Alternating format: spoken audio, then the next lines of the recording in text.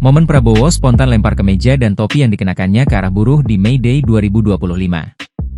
Presiden Prabowo Subianto membuka kemeja safari coklat yang dikenakannya dan melemparkannya ke arah kerumunan buruh usai menyampaikan orasi politik di acara peringatan Hari Buruh Internasional di Lapangan Monas, Jakarta, Kamis, 1 Mei 2025. Berdasarkan pantauan, Prabowo awalnya melemparkan topi yang dikenakannya kepada ratusan ribu buruh yang menyambutnya di peringatan Hari Buruh 2025.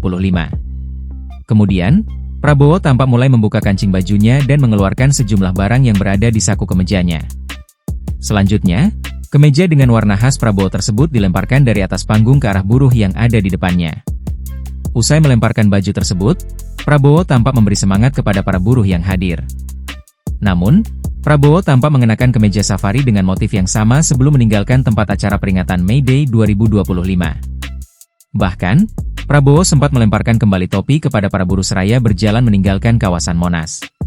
Sebelumnya, dalam pidato politiknya, Prabowo berjanji bakal memenuhi sejumlah tuntutan para buruh.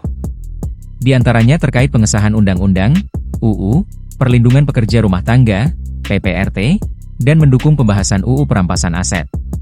Kemudian, untuk kesejahteraan buruh, Prabowo menjanjikan pembentukan Dewan Kesejahteraan Buruh dan Satuan Tugas, Satgas, Pemutusan Hubungan Kerja, Satgas PHK.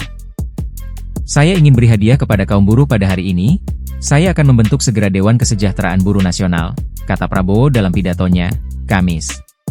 Download Tribun X sekarang, menghadirkan lokal menjadi Indonesia.